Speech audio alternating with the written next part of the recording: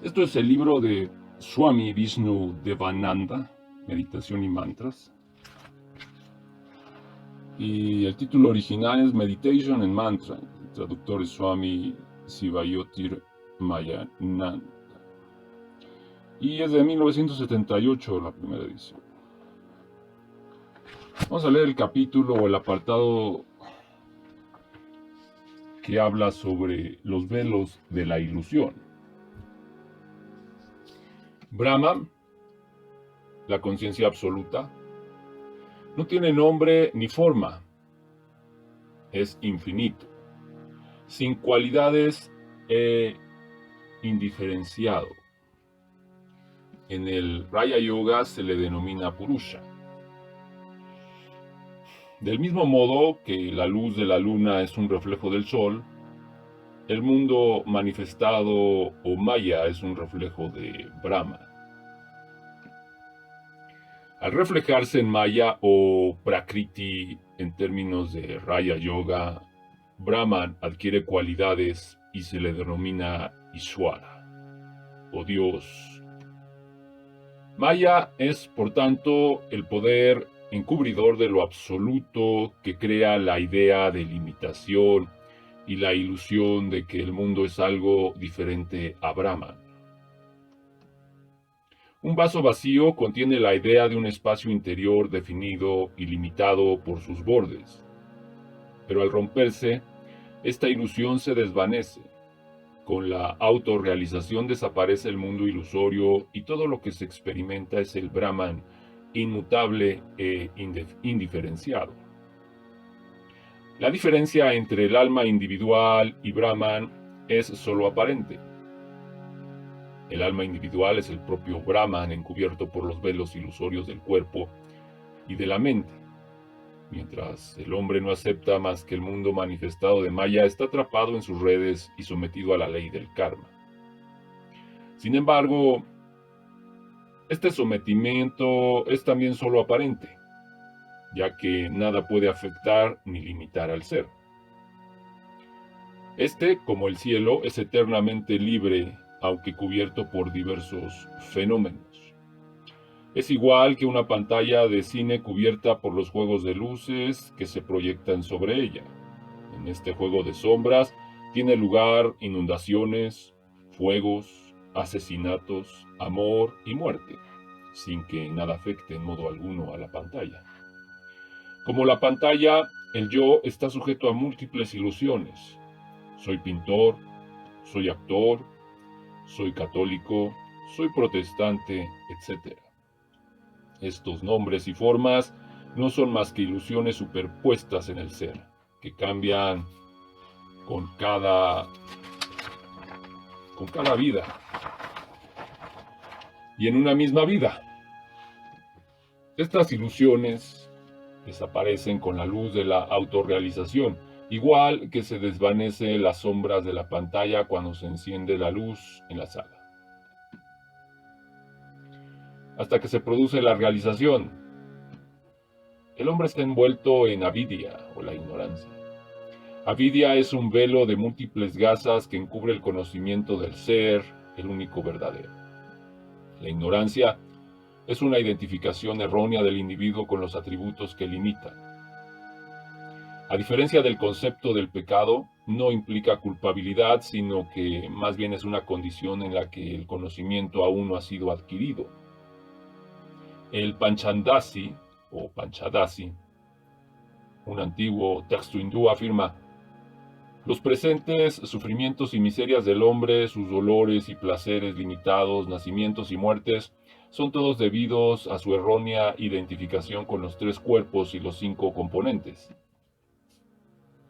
Los tres cuerpos son el físico, el astral y el causal, mientras que los cinco componentes son el físico, el vital, el emocional, el intelectual y la dicha o felicidad.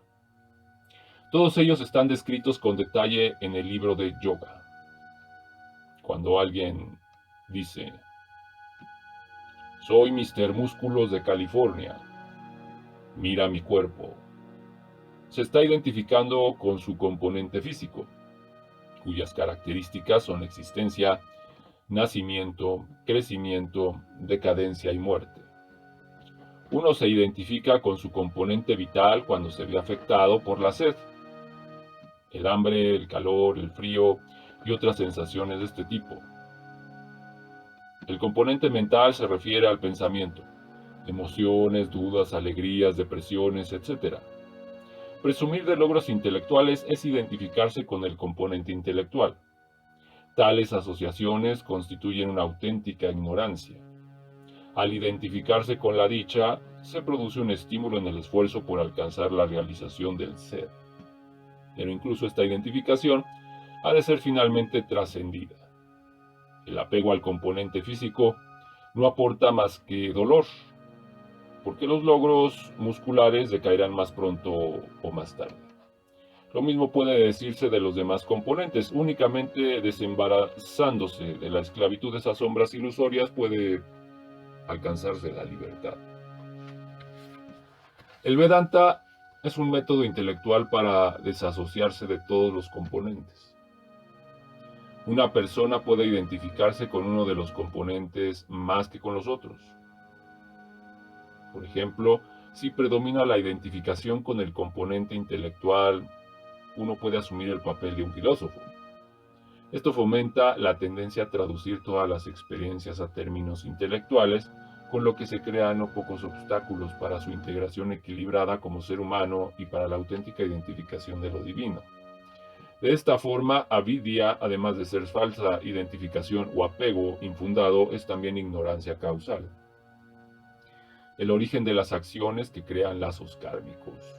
Es la causa de todas las acciones y reacciones. Las relaciones con otras personas se ven afectadas también por el apego a los distintos componentes. Quien se identifica predominantemente con el componente emocional tiene dificultades para comunicarse con otro que se asocia con el componente intelectual. Los individuos se sienten atraídos por distintos gurús de acuerdo con la identificación que prevalece en ellos. Un auténtico gurú, en cambio, está desapegado de todos los cuerpos y componentes. Su única identificación es con el soy. En esa esencia todo es Brahman. Sin embargo, la naturaleza como reflejo de Brahman se manifiesta en el alma individual en forma de avidya o velo de ignorancia. Al no ser más que un reflejo, el mundo intelectual, las emociones y el intelecto son meras ilusiones, conocidas genéricamente bajo el nombre de Maya.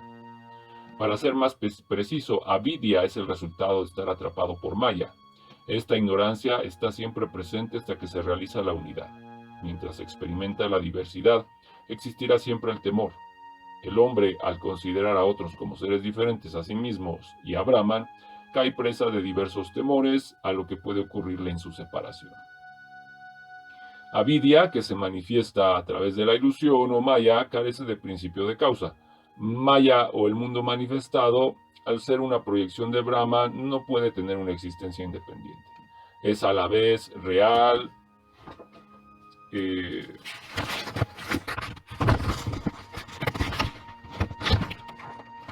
irreal.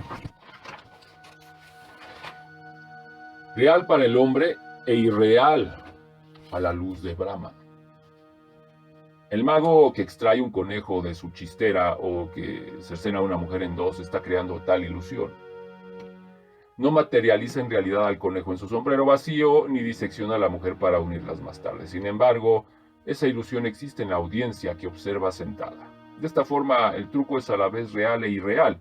El universo es real porque el hombre participa en la ilusión, pero cuando alcanza la autorrealización su realidad se desvanece. Del mismo modo, un ensueño es real mientras se produce, pero se transforma en algo irreal al despertar. Su irrealidad está determinada por su impermanencia.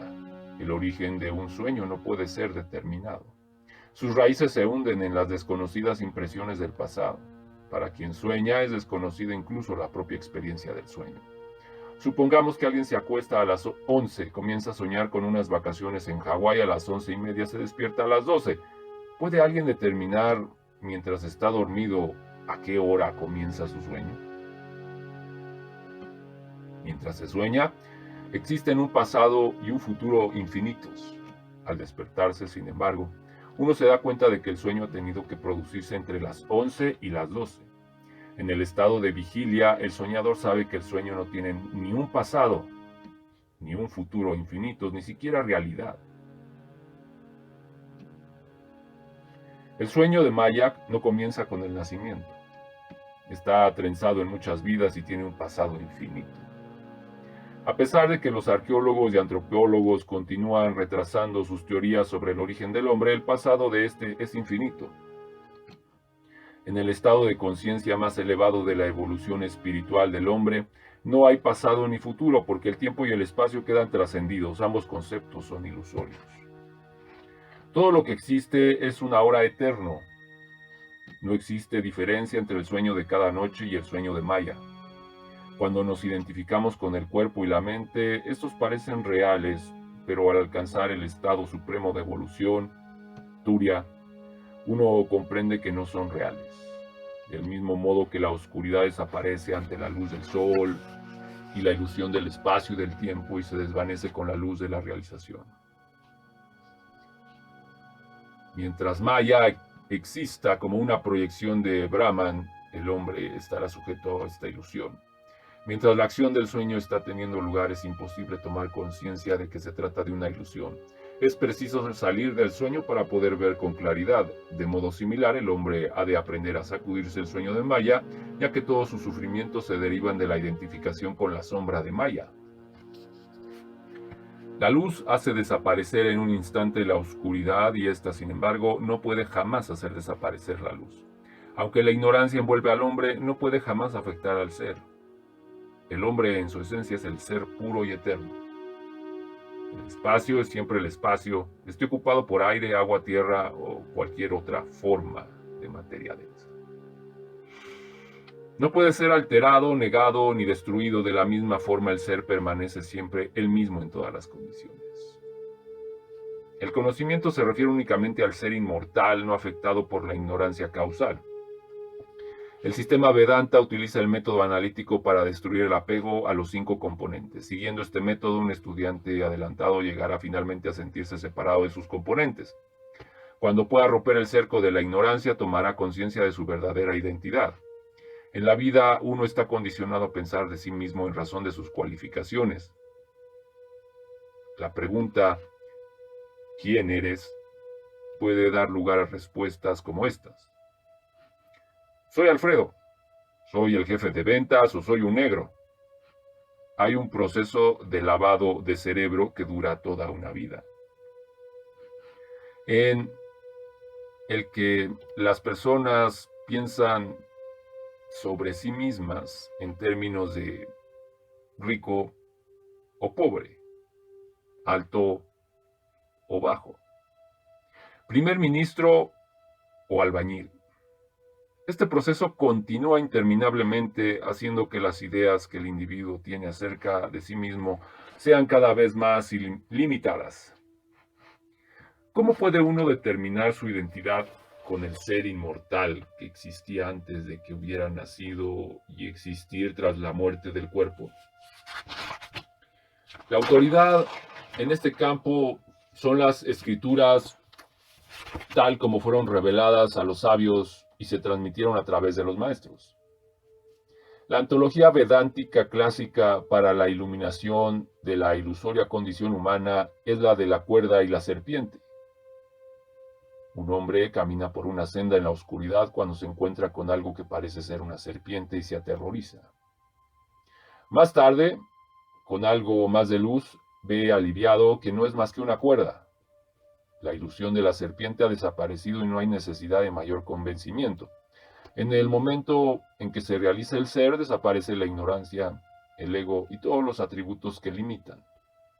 Uno sabe quién es. La ilusión se desvanece a la luz de la realidad. Nada puede impedir que un hombre alcance finalmente este objetivo. Es su derecho de nacimiento. ¿Quién es este yo? A lo largo de toda la filosofía Vedanta se afirma que el ser es un objeto que ha de obtenerse. Un objeto externo puede obtenerse, pero el ser no lo es. Más contradictorio aún, ¿cómo puede alguien obtener lo que ya tiene?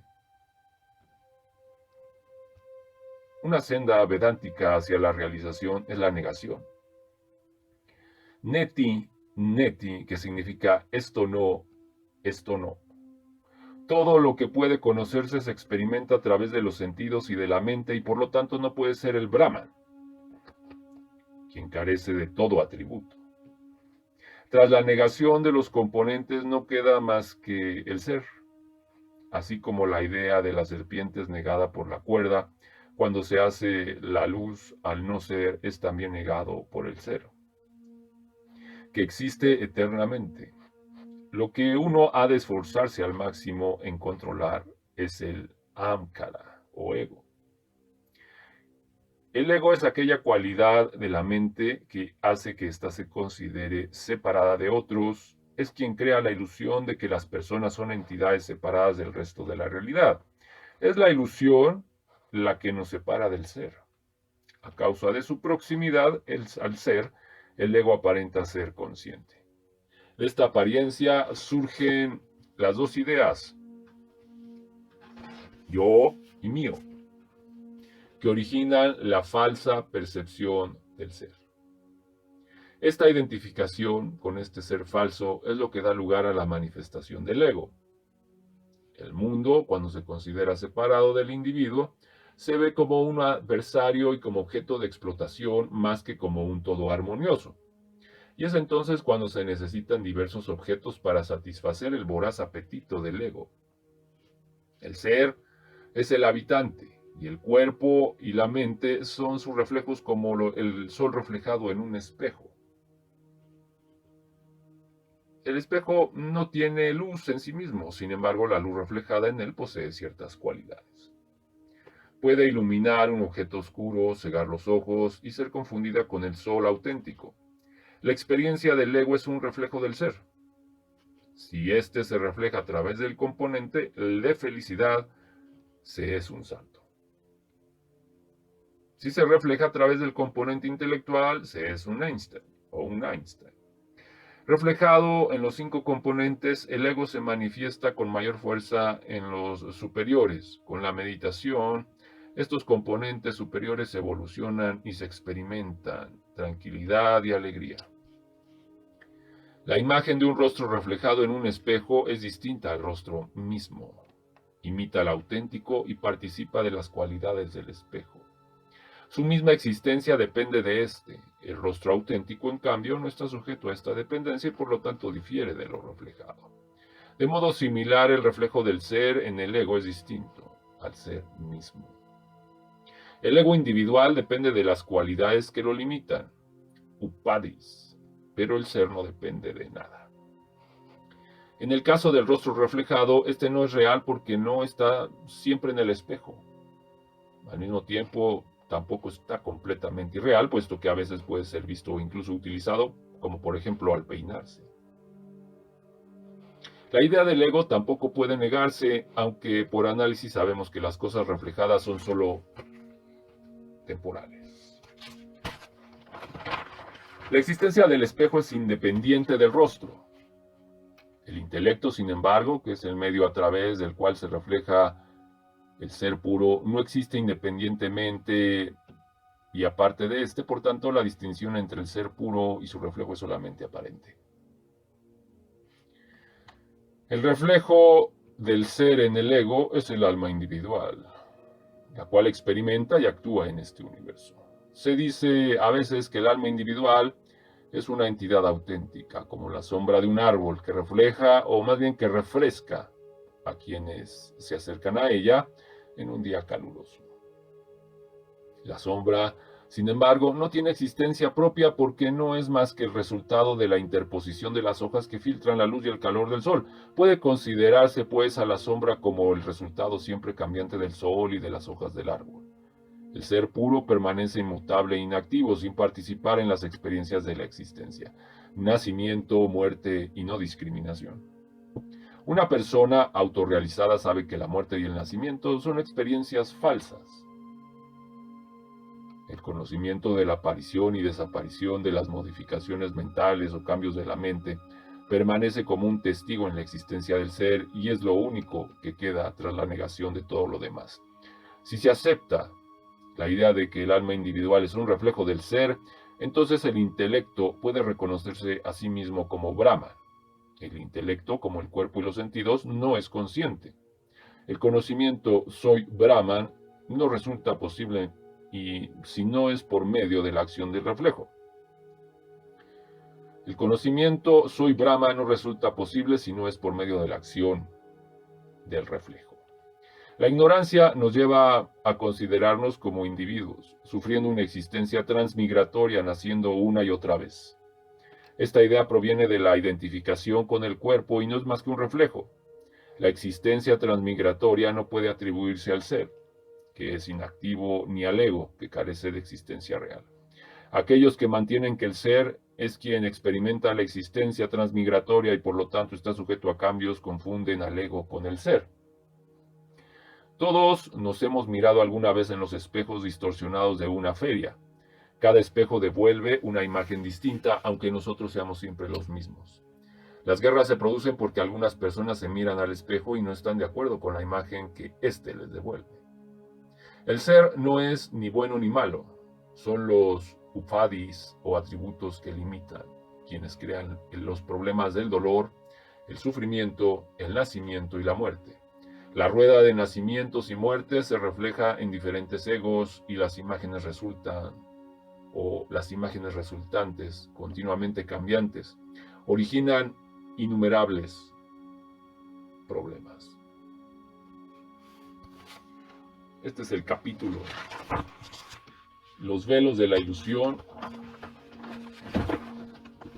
de este libro de Swami Vishnu Devananda, Meditación y Mantras. Quien quiera consultarlo, pues, esto es de el libro de bolsillo de Alianza Editorial de Madrid. Y la última edición, al parecer,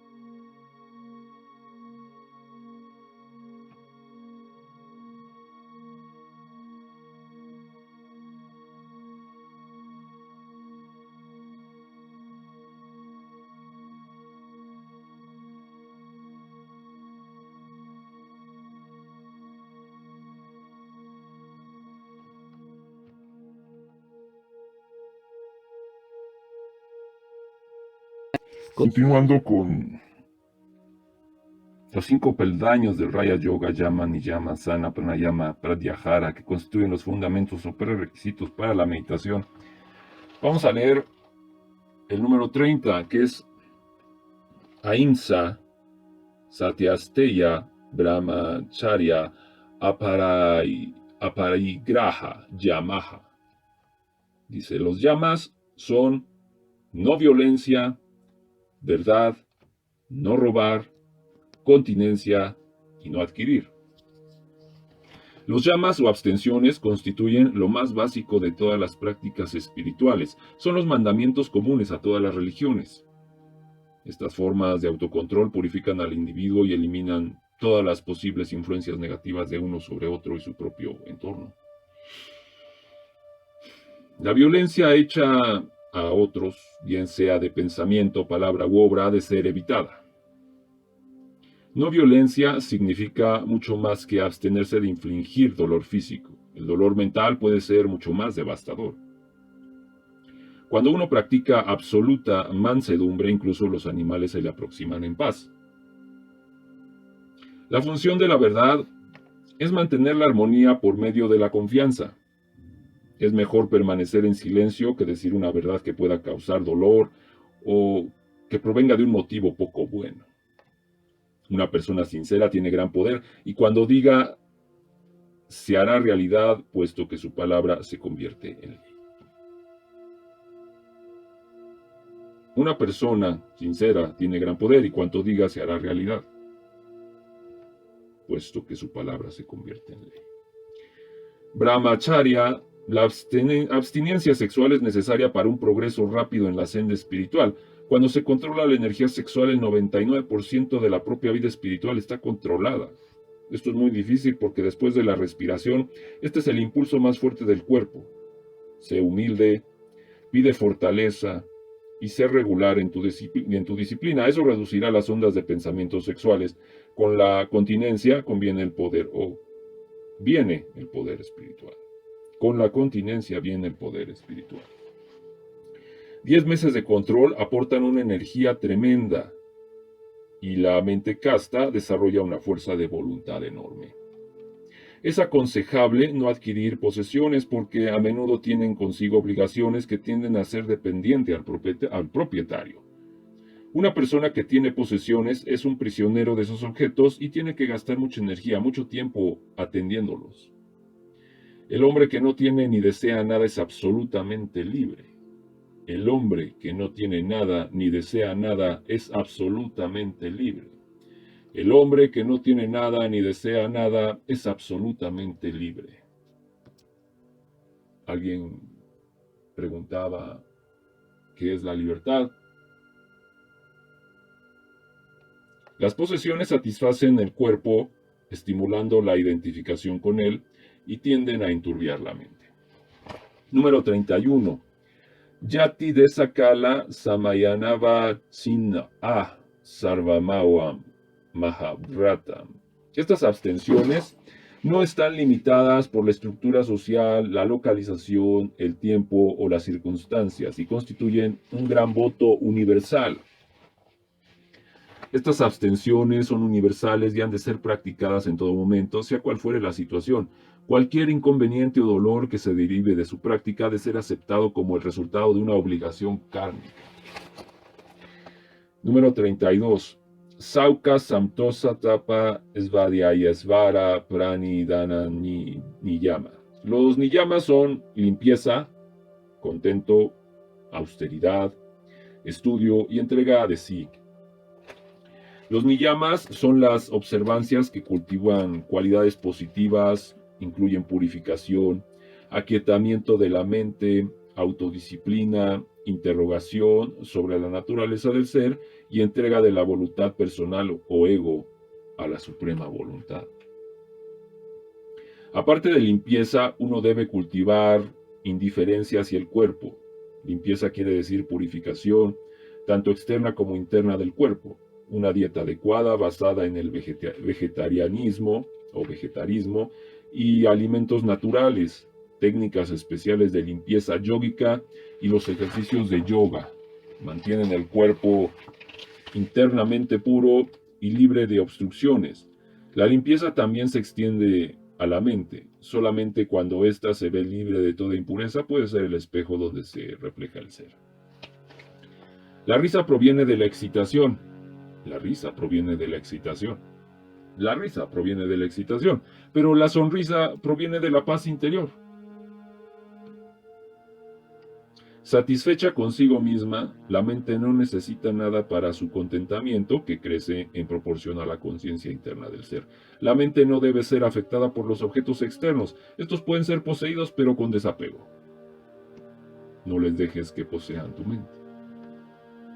Austeridad significa restringir las demandas insaciables de los sentidos.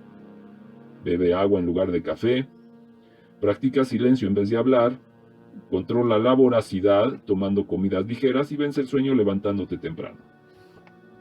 Cuando la mente compruebe que sus demandas de placer no son atendidas por los sentidos, cesará en su inútil vagabundeo y se tornará hacia adentro. El control de los sentidos despeja el camino hacia la adquisición de poderes tales como la telepatía y la clarividencia. El estudio de las escrituras y de libros espirituales contribuye a mantener a la persona en la buena senda. Los libros solos, por sí mismos, sin embargo, no producen más que un progreso limitado y pueden llevar a la arrogancia intelectual. La entrega a la voluntad de Dios es necesaria porque finalmente todo depende de su gracia. Pues estos son otros apartados de Patanjali para la práctica del yoga. Kriya Yoga Purificación. Quien quiera consultarlos, pues puede leer este capítulo del Raya Yoga Sutras Práctica en el libro de Swami Vishnu Devananda, Meditación y Mantras, de Editorial Madrid, del año de 1980, me parece. Sí, primera edición en el 78. Continuando con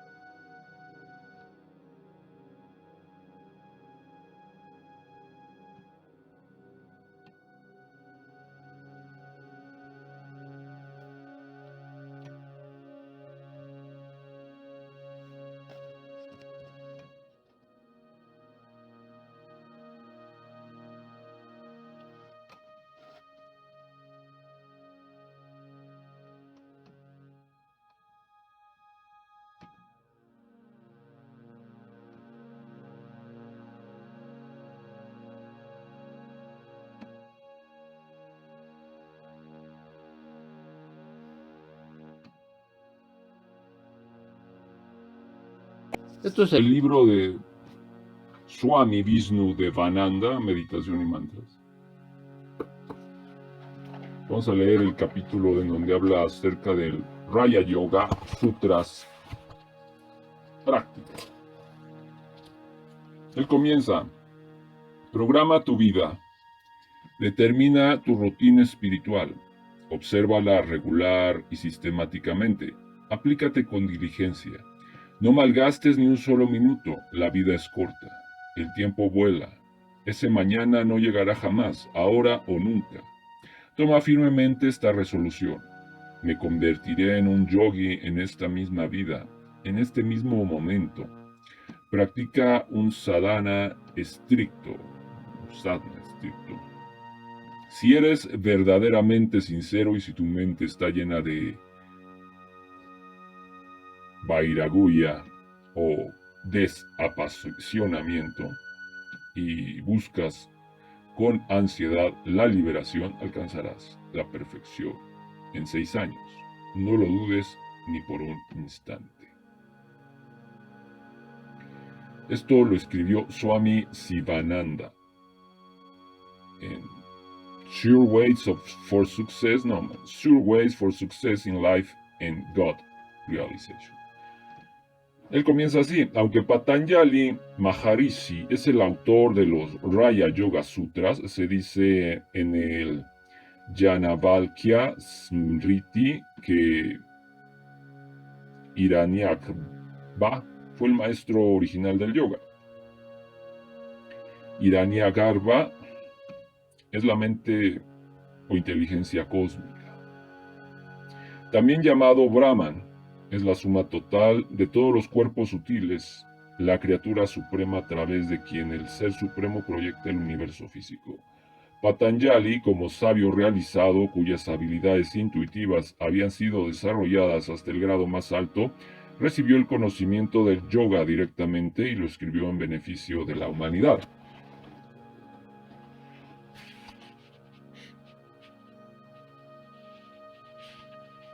Mientras que el primer capítulo de los sutras explica el funcionamiento de la mente y los distintos niveles de samadhi, los capítulos siguientes tratan de las prácticas específicas que llevan a ese estado de superconciencia.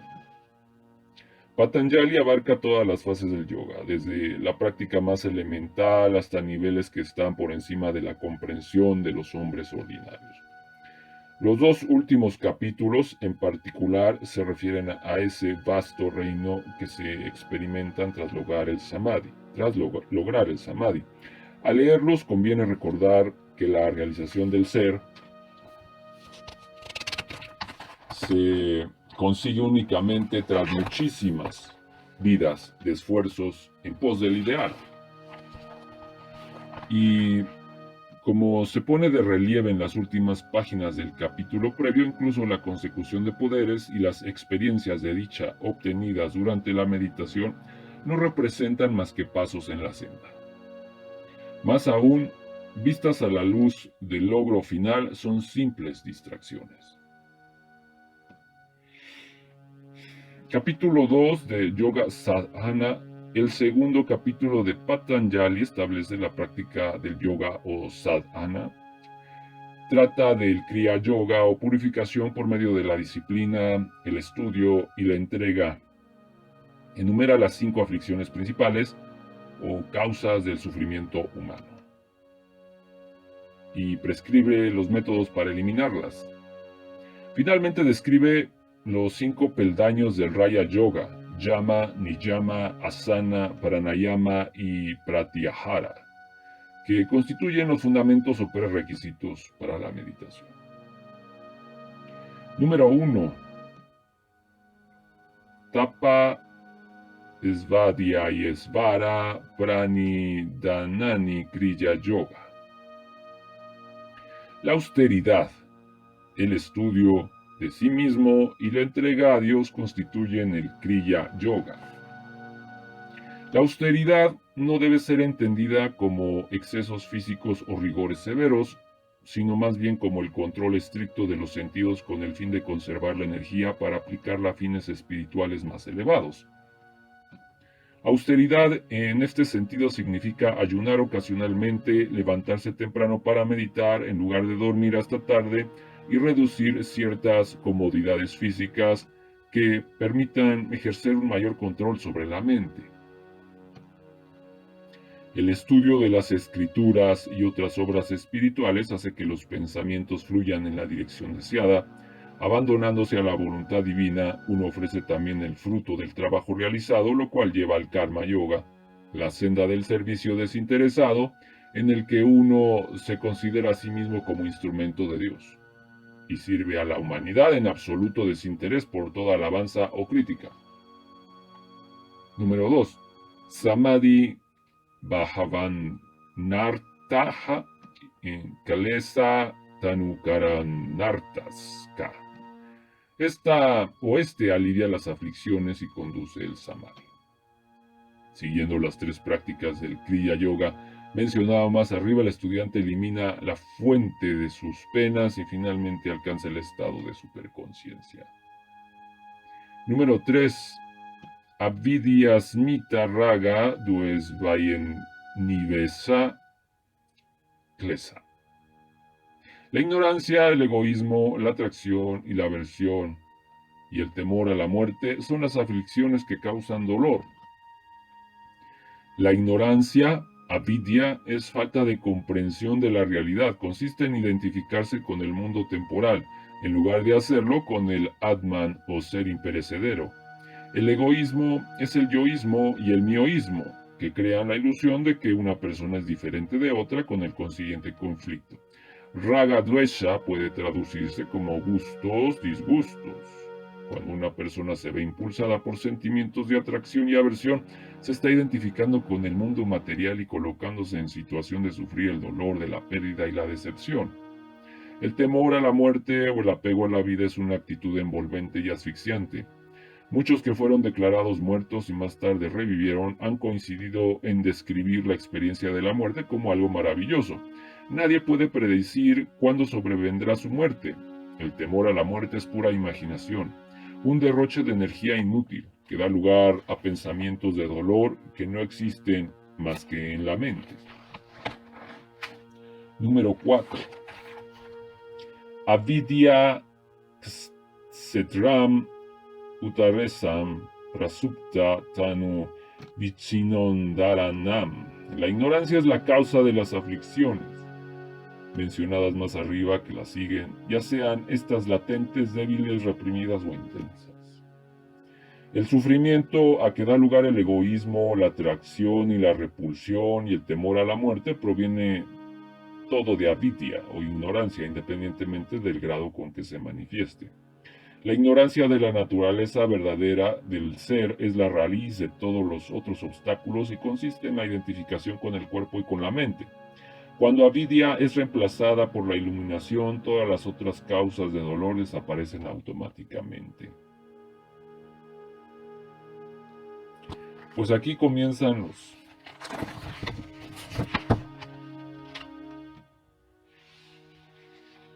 fundamentos o prerequisitos para la meditación. Esto es lo que escribe Patanjali. Y bueno, son ejemplos. Más adelante vamos a seguir leyendo más de lo que escribió Swami Vishnu Devananda, Meditación y Mantras. Porque hay mucho que sacar de estos apartados. Pero por el momento leemos estos. Esto es el libro de